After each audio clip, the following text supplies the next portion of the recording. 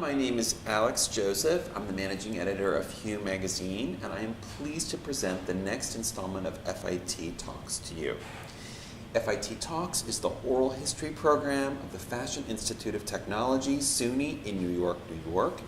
Today, May 15, 2018, we are taping at the FIT Library on the FIT campus located at 7th Avenue and 27th Street in Manhattan. Our guest today is Joanne Arbuckle, Deputy to the President for Industry Partnerships and Collaborative Programs. Joanne, thank you so much for taking time to talk with me. It's my pleasure. Thanks. So for context, if you don't mind, could you tell me a little bit about your childhood?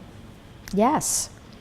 At the age of 4, I said to my mother, I would like to have a pair of red Mary Janes to wear with my navy blue Easter suit.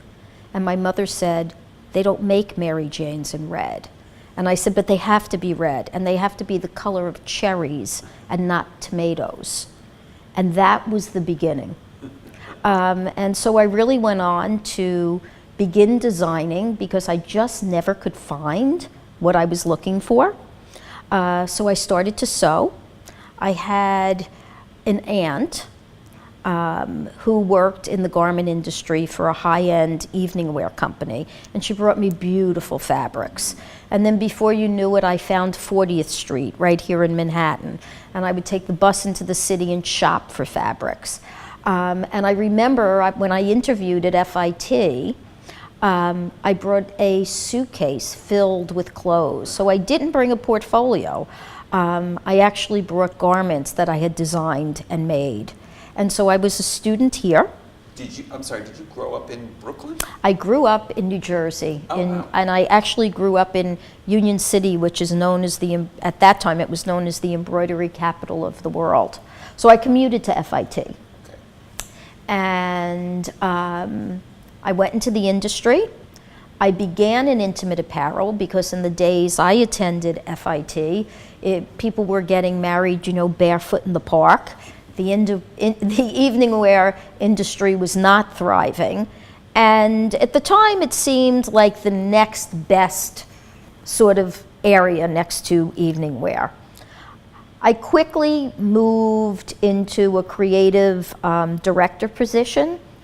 And so I ended up overseeing women's juniors and children's. This was obviously a firm on Madison, actually on Madison, because the intimate apparel industry lives on Madison Avenue. Okay. And it was at the time the second largest company, so we had numerous divisions. And so it was really where I got the experience in the women's, junior, and kids market. I'm sorry, go ahead. I made a segue, which is not traditional, after I was in the industry probably for about 15 years, where I actually moved into children's wear. And I think I was fortunate because I had some roots in that industry. Can you tell me a little bit about the industry at that time? What was it like to work in Madison? It was, I was fortunate that I worked for a firm where all of our laces came from France and our prints were all done in Como. So I was given the opportunity to experience the European influence that I would think in many American companies that did not exist. We were, at that point, when you graduated from FIT, FIT provided those internships to you, so they set up the internships and the positions with the companies for those interviews. And I think we were all sort of in the same place as graduates in that we were continuing on in an apprenticeship. And so I began as an assistant to the assistant. But it really, I think it was because of the skills and the confidence that I gained here at FIT that I moved relatively quickly.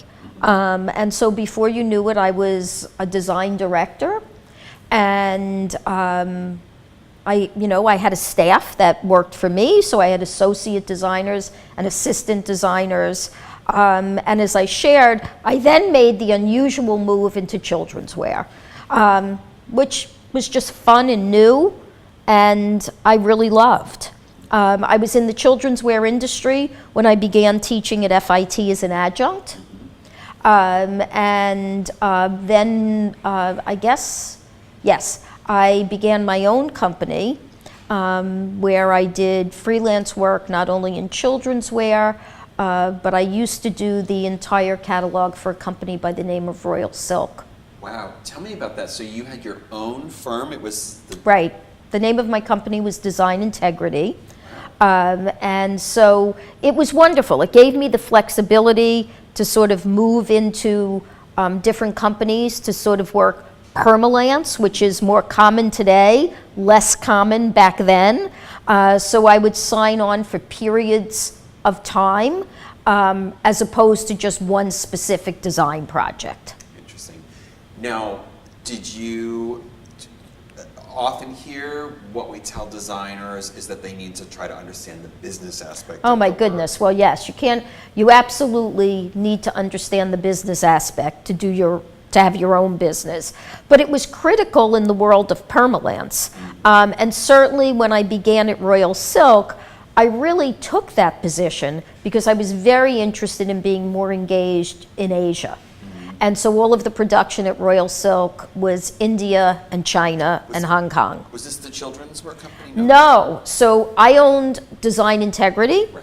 I did children's wear, and I also did Royal Silk. Okay. But did so you didn't have a partner to do the business? No. You just managed it yourself? I did. Wow. I did. Probably my advice today would be to have a business partner. But at the time, it was what worked for me. So I really had the luxury of really seeing all aspects of the industry. At that point in time, children's wear was not really being produced in Asia the way we know it today. But I felt that was an important component to the market that I really wanted to know more about and be more engaged in. And so I never dreamed I would really teach here, but I began as an adjunct back in the mid-'80s, and then in 1994 became a full-time member of the faculty. Terrific. It sounds like for you, there was, from your earliest memory, fashion was it. Yeah. There was never any other alternative. And it's interesting because I didn't grow up at a time. Certainly, my parents were first generation, so certainly in my family, where being a designer was an accepted career path.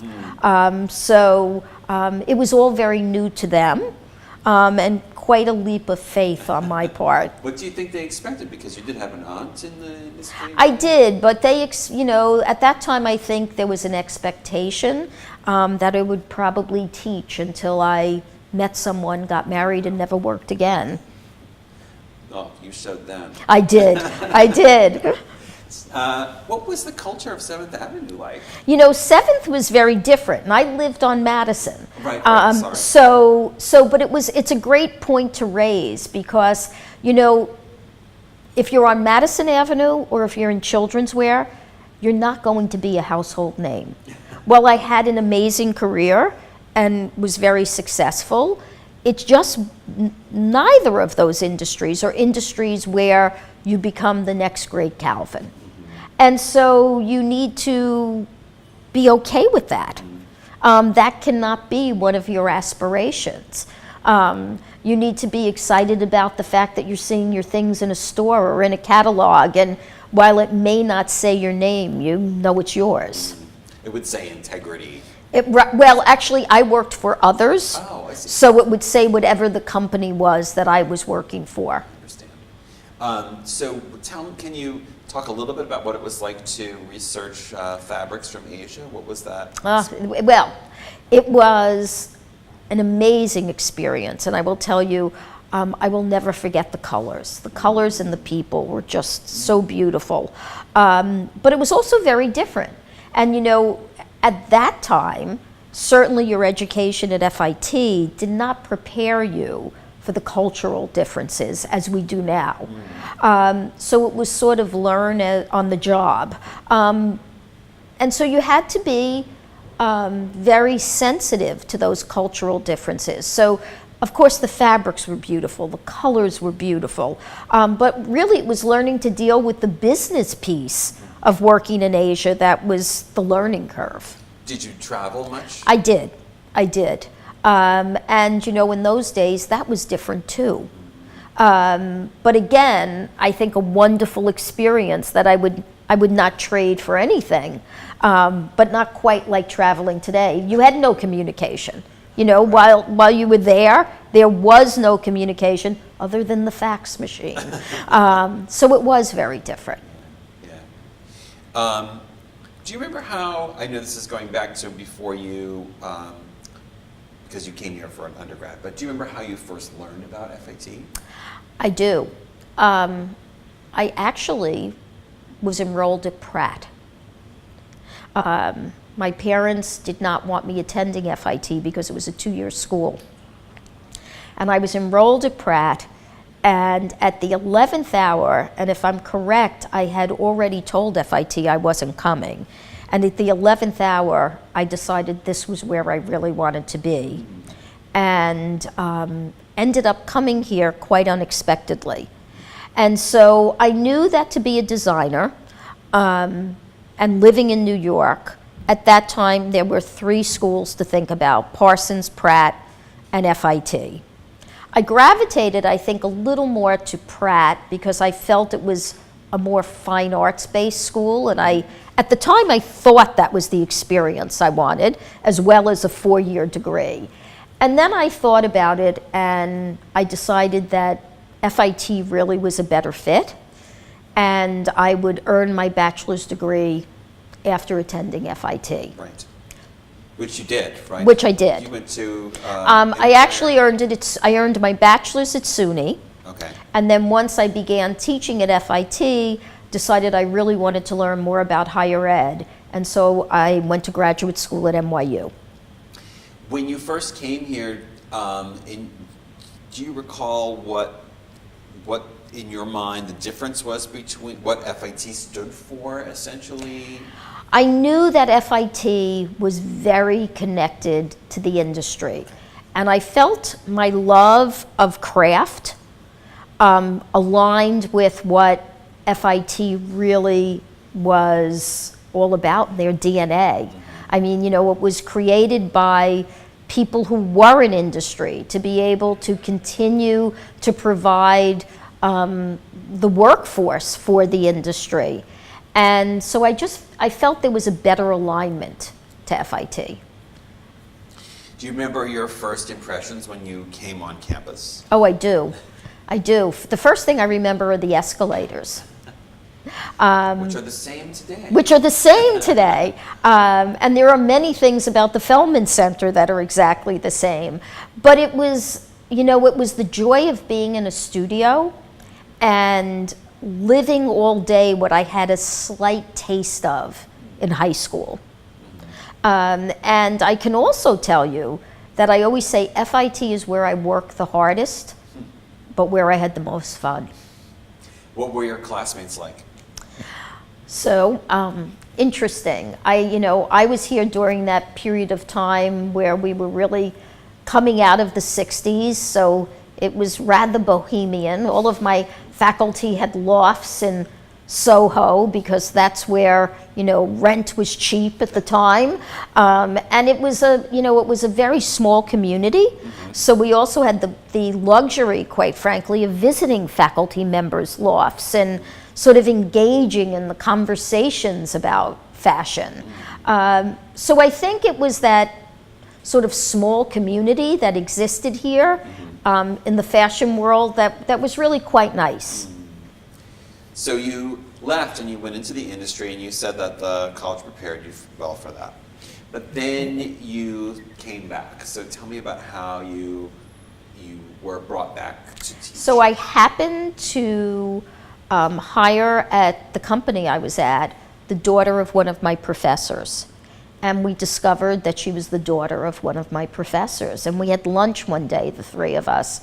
And my professor said, "Why don't you come back and teach a class?" And at first I said, "Really?" And I came back and observed one of my previous professors, and they offered me a class. And I was apprehensive. I didn't really know if I wanted to do this. And I will tell you that the first time I walked in that classroom and shut the door, and for anyone who teaches, I think they know this moment, and it was just me with those students. It was the greatest feeling in the world. And I decided, surprise, surprise, I love teaching. And I chuckled because I thought my parents tried to tell me that all along and I would never listen to them. Did you ever, it wasn't stark, right? You were designing at the same time. I was an adjunct and I taught one class for years. You know, I had a business and it was successful, and at that point in time I wasn't ready to think about anything else. But when an opportunity arose where I could be here as a full-time faculty member, and I certainly continued with my freelance business as a full-time faculty member, it was sort of the best of both worlds at that point.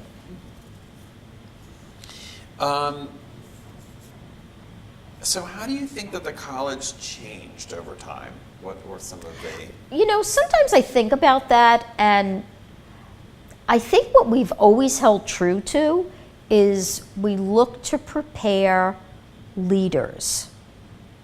And while leadership has changed in certainly fashion and the related industries, and what's required of being a leader in those industries, being a leader has never changed. And I also think what's never changed is that we're a career-focused institution.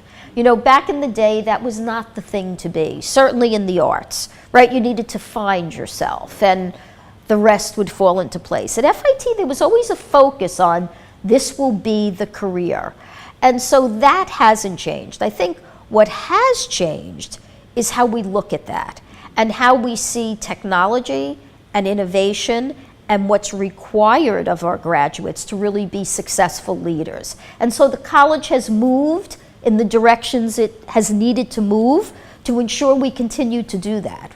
How do you think that this has changed? Like you said that leadership has changed somewhat. Can you tell me a little bit what that... So, you know, back in the day, it was certainly the creativity, a business sense, as well as the disciplines of the draping and the pattern making, certainly in fashion, right, and the construction.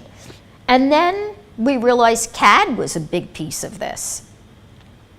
And now we realize that we really need the multidisciplinary graduate. We need the graduate who understands and explores the sciences. We need the graduates who can really work in a team, whether it be with engineers or whether it be with physicians, whoever it might be. They need to have the ability to really work across many different platforms. And so that has changed dramatically. In the old days, you would go into a studio and be alone and make your thing. And you know, you would be very focused on one specific thing. Mm-hmm. You know, and as we think about it today, look at the role of design and science. They never were thought about before, and now they live beautifully together. In fact, they're beautifully entwined. And you know, it used to be, well, that half of the creative brain doesn't function. Well, of course it does.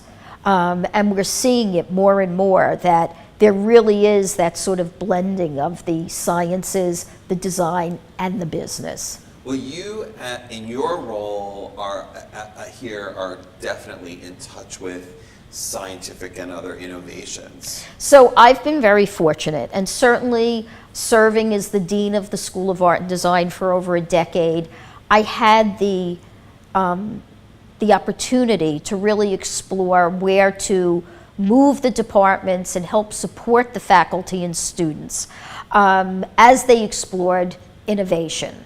But as we know, one of the strategic goals of the college is to build a center of innovation.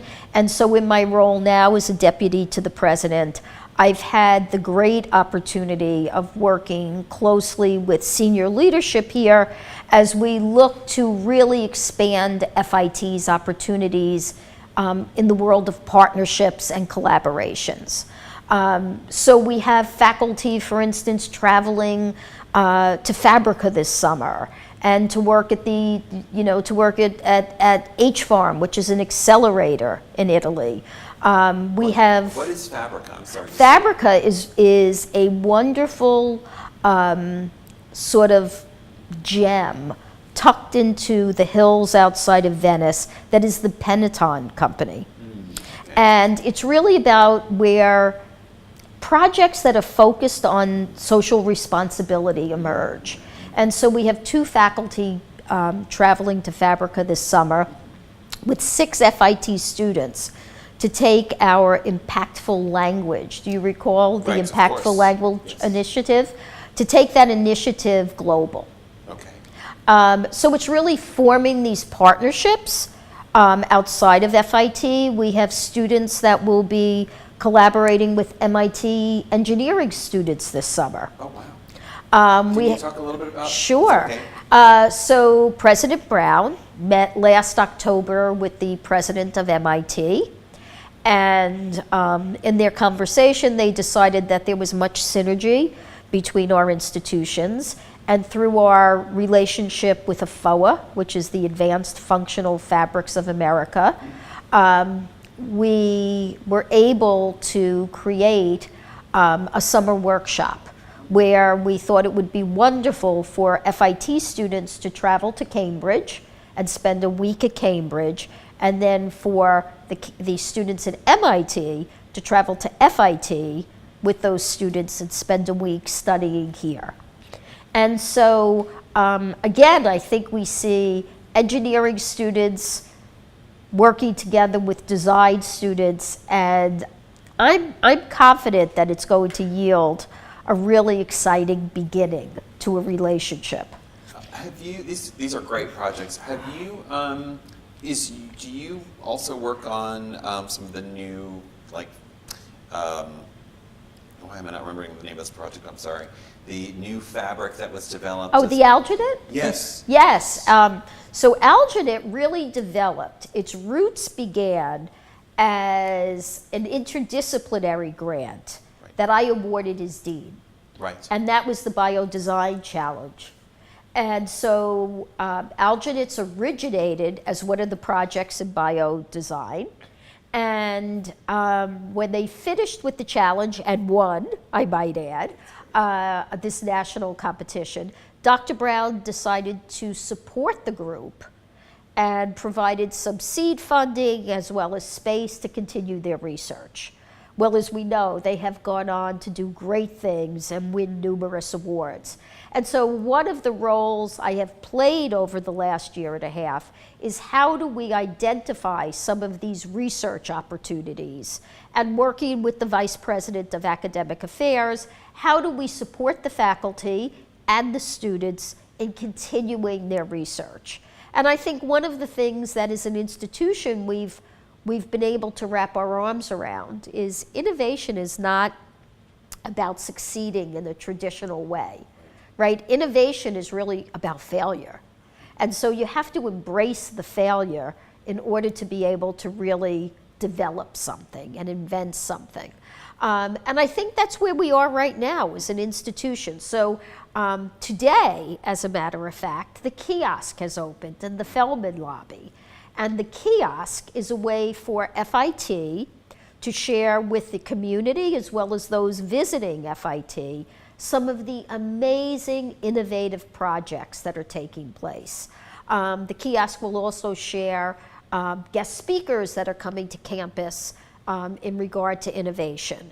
And so we see it as the go-to for those here as well as those visiting to really begin to explore the projects, the faculty, and the students, and quite frankly, the rich array of innovative projects that they're working on. Fantastic.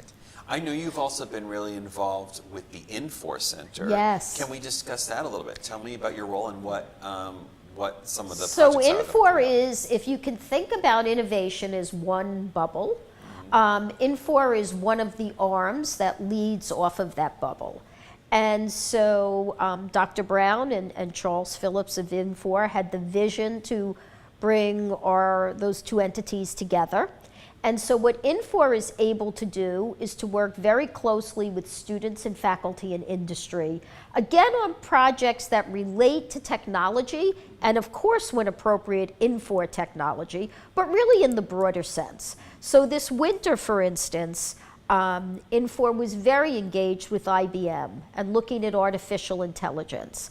And we had a group of students and faculty who really embraced the IBM cognitive tools, where they were able to look at a major brand, and that brand was Tommy Hilfiger, and see how they might redefine some of the fabrics within that brand while still staying true to the DNA of the brand. And you know, in the past there was a little bit of a crystal ball involved in all of this, and now we've seen that technology is able to help better direct us and better inform us. So Infor has been a wonderful partner. I believe through the lab, Michael Ferrara, who's the executive director, has been able to create, I think he's up to something like 35 paid internships for our students. And again, a very different way of providing experiential learning for the FIT student. This sort of speaks in a way to the partnerships that we've had with industry. How do you think, since we're talking about industry, and since that's part of what Infor Center does, let's talk about a little bit about FIT's relationship to industry. It is sort of what's made us unique in a way. Well, I think we started out with this idea with our founders that FIT would serve the industry, and we often talk about that. But it's really about leading, right? It's about leading the industry. And so I think we have always been very careful to keep that very close connection to industry and to ensure that our students really have experiential learning here at FIT. And I think that's what distinguishes us from other institutions, that we're very aware of where the industry is, but more importantly, we prepare our students for where the industry is going when at times they don't even realize where they're going. That's great. I mean, it certainly speaks to the sort of vision for the future. Right. Do you think of that, now since you've been associated with the college for some time, do you think of that relationship as changing or shifting over time much? I think it's always about, we live in a global world.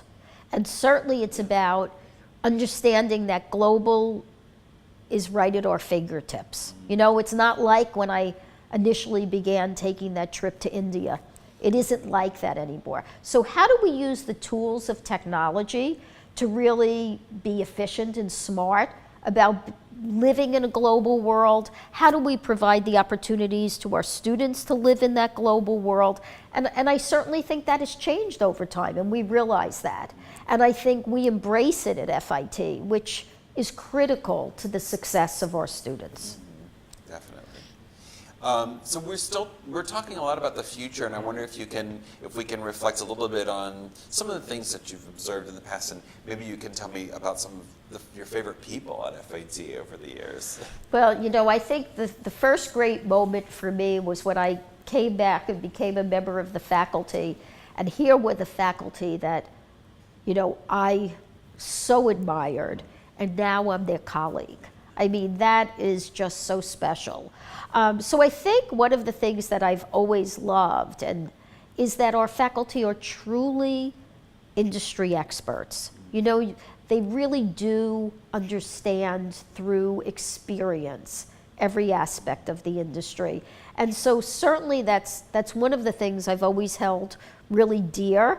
And it's something that I believe I'm just so fortunate to have experienced. And I think our students experience that. And we have students who then come back and are engaged with the college because they loved FIT so much and they love their experience here. And that's what makes for our students to really understand about giving back. So who do I think about? I certainly think about, as I shared, my colleagues who were professors. I think, were there any that specifically you well, think certainly influenced I you? know you will know him, Wallace Sloves. Sure. Wallace Sloves was one of my professors, and he only retired last year. And his partner, Charles Contrary. And while you won't remember him, Mr. Basil, he was one of my illustration faculty members, and certainly Stephen Stippelman, who is certainly so much a part of fashion. But I've had the good fortune of working with the president's leadership team for a long time now. And I think it's the collaborative spirit that lives at FIT that makes it so special. Now, you taught for many years. Did you have students who you Oh, of still course. talk to? In fact, I have one coming this afternoon that I probably haven't seen in 10 years. And I had such a lovely surprise at the sustainability conference last year. Senior Vice President Lindsay Walsh-Lauer came back as our keynote speaker. Wow. She's a senior vice president for faculty. Gap. For She was, Gap. excuse me, at Gap. And even Lawrence Odell, who I know has done wonderful things with the museum at FIT, who is now our children's wear expert, was one of my star students. So it's always such a joy when they find their way back to FIT. That's terrific. What person do you think had the most, I mean, this is now stepping slightly back from FAT, what person do you think had the most positive influence on you in your life? I really do believe, and I'm not stepping back from FIT. Okay. But that person has been and continues to be Joyce Brown. Wow. Joyce has been, President Brown has been a wonderful mentor to me, and has really provided me with the opportunities to grow. And I think that's who the president is at FIT. She really does provide those opportunities to the faculty and to the community, and you're not afraid to try things that are new. And so I would say that she has been the person who has had the greatest impact on me. That's fantastic. And I know she, you've probably been friendly with her since she came on. She came on in 1998. She came in 1998. I was a member of the faculty, just tenured. I remember I began as on a subcommittee of a subcommittee for our first strategic plan, and got to know Dr. Brown through working on various college initiatives. And I guess it was in 2003 that she asked me to be an acting assistant dean, which I did for a year. And I was so excited to be awarded a sabbatical, which I put on hold. And then she asked me if I would serve as dean for a semester in 2005. And so I've been fortunate that I've been able to work on many projects with the president. But you know, I believe she's the personality that it's very easy to get to know her. And I think if you speak to people across the FIT campus, they will say the same thing. And so therefore she's been a wonderful mentor to me. I love this. I'm sorry to zigzag a bit, but was it when you got when you were dean, that was much more of a 360-degree view, I'm imagining, than being faculty. Correct. Do you mind talking a little bit about so that? it was a great experience to take myself out of my department. I had served as an assistant chair for, I think, 6 years. I think as soon as I became tenured, I became an assistant chair. But you know, you look through the college through a very specific lens. Sure. And so my year as an acting assistant dean opened that lens. And certainly serving on strategic planning did. But then becoming dean, it was a real opportunity. We were talking about being deans after being. So it was for me, it was being able to see all the pieces at the college come together, both at FIT as well as abroad. You know, when you think about our relationships that we have around the world, as a dean, I had the opportunity to really see about building those programs. And that was very different from my life as a department faculty member.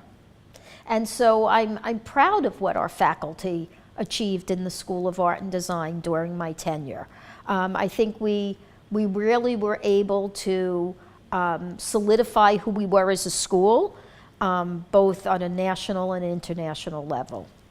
Yes, we definitely have become much more international even since I've come here. What do you think you would most like for people to remember about you? Oh my goodness, I never think about that. You know, I think the story that, you know, I'm a first-generation college-going student who came to FIT. Certainly the value of FIT was something I was thinking about when I knew this was the right place for me to be, and how it provided me with the opportunities to do what I've done in my life.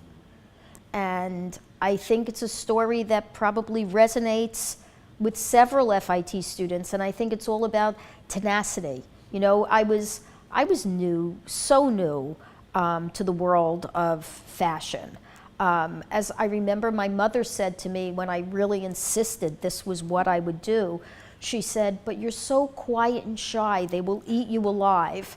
And you know, I very quickly had to learn that I was going to have a voice or I wasn't going to survive.